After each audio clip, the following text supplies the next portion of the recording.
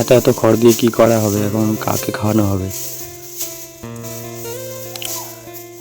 Hello Brian, সবাই কেমন আছে? আশা করি সবাই খুবই ভালো আছে। তো আজকে চলে এলাম ছোট্ট একটা ভিডিও নিয়ে।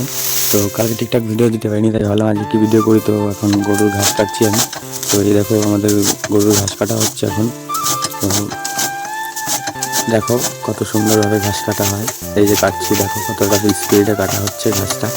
তো এখন ঘাস কাটা প্রায় শেষ হয়ে গেছে। তো এখন মাঠের দিকে যাব।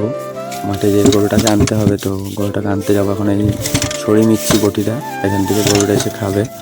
তো এই যে মাঠের দিকে রান্না হয়ে গেছে। তো দেখো সামনে আমাদের গরুটা আছে, দেখাচ্ছে। ওই যে আমাদের গরু রয়েছে মাঠে। ওই দেখো দাদু যাচ্ছে আমার সঙ্গে, দাদুদের গরু আনতে। তো যে মাঠ দিয়ে যেতে দেখো, এই দেখো সুন্দর আমাদের বিচারার ধান বীজ ফেলানো হয়েছে। তো এই যে আমাদের সুন্দর গরু, এর নাম দিয়েছি কালী আমরা, মেয়ে গরু। তো ওকে বাড়ি এনে এখন জল দিয়ে দিলাম এক বালতি, যখন জল খাবে। সারাদিন রৌদ্র ছিল। তো আরেকটা জিনিস দেখাই তোমাদের, দেখো কালো গরুর কালো দুধ, দেখো, দেখেছো কালী?